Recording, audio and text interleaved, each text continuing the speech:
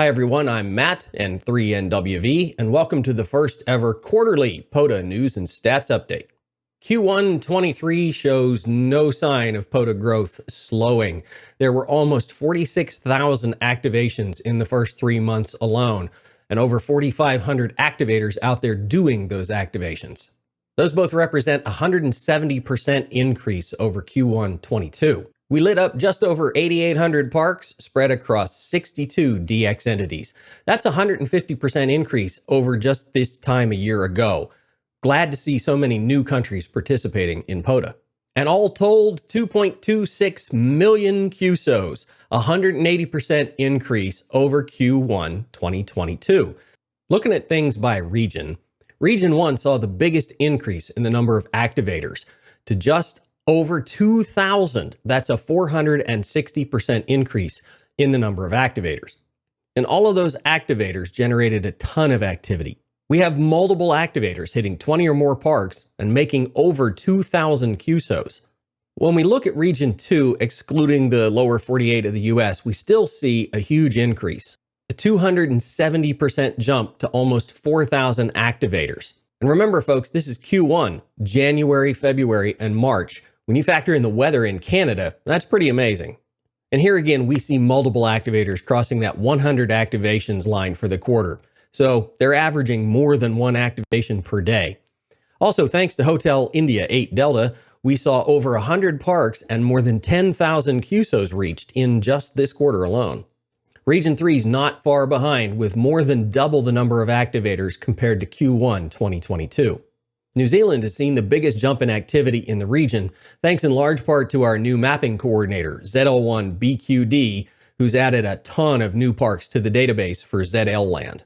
And our Region 3 activators are just as busy as the other two regions, with impressive numbers for activations, parks, and QSOs. Solar Cycle 25 is in full swing, folks. 15, 12, and 10 meters are alive and well. Jump on those higher bands and work our friends over in Region 3.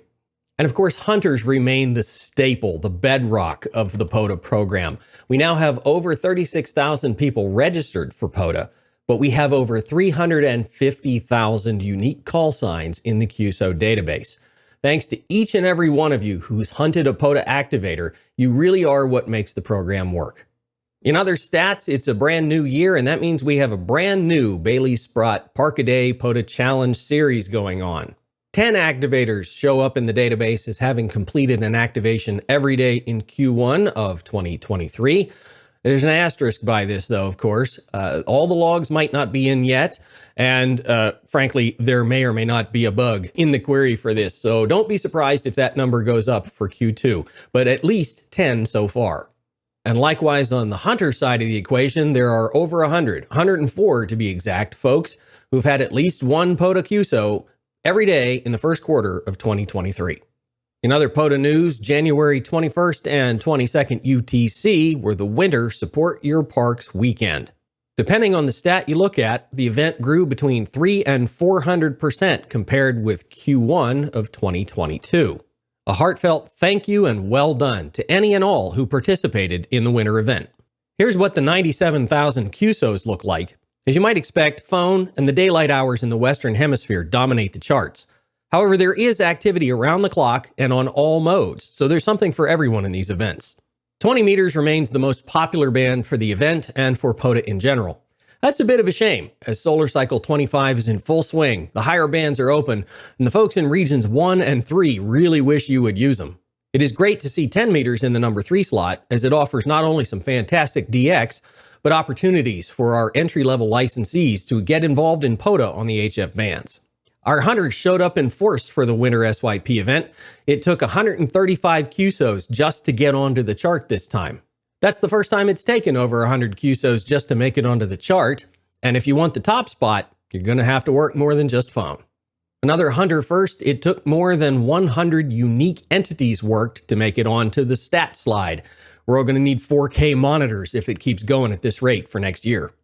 As always, our activators did a bang-up job during the event. It is nice to see that there's a mix of modes in the top spot chart, and in fact, there are some activators working only digital, including the original digital mode of CW, who've made it into some of the top spots. We had a whole bunch of activators who hit multiple parks during the event weekend, and a dozen who made it to 10 or more. But you're going to need a gas card and probably a couple of friends if you want to catch Kilo Echo 8 Papa Zulu November James and his 43 Park Grove. Club activations continue to be a great way to participate in POTA and specifically POTA events. W5SSV and HI8 POTA were neck and neck for the top club spot, with W5SSV edging them out by less than 100 QSOs. Interesting fun fact, the two clubs worked each other 16 times that counted as unique QSOs for both groups. And probably my favorite stat for the whole Winter SYP event, we had 251 activators from outside of the US. That represents 25% of the total number of activators participating in the event, which is a major positive milestone for POTA growth. Well, the Winter SYP event was such a success, let's do it again. In fact, let's do it this weekend. April 15 and 16 are the third full weekend in April. Saturday, April 1st, the month started on a weekend. So here we go. Charge your batteries, set your clocks, and get ready to participate in what is sure to be a fantastic event now that the spring weather has set in. And I hope by now you've also heard about the new and improved POTA Plaque event. It's now a separate from but sponsored by POTA event with very similar but not the same rules. So check out the video that's linked in the description below or head over to docs.pota.app to see what's changed from day-to-day POTA and from prior years. You definitely want to get up to speed on what's new and different, and you are definitely going to want to play. In other POTA news, I wanted to give a shout out to the folks manning our help at Parks on the Air help desk email address. So far, they've handled almost 2,600 requests for assistance through the system. That is a lot, folks. And a lot of them, 1,000 or more, have been requests related to some sort of a self-upload of a log. The help desk folks are great, and they're there and willing to work through whatever you're having a problem with. But let's do them a favor, double check those logs before you upload them, because it's not just your time if it goes wrong. It's been a great first quarter for POTA in 2023, and I expect no less from Q2, 3, and 4. Don't forget about the upcoming event weekends.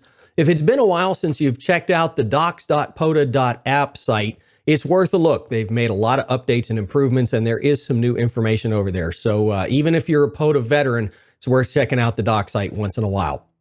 7-3 and POTA on.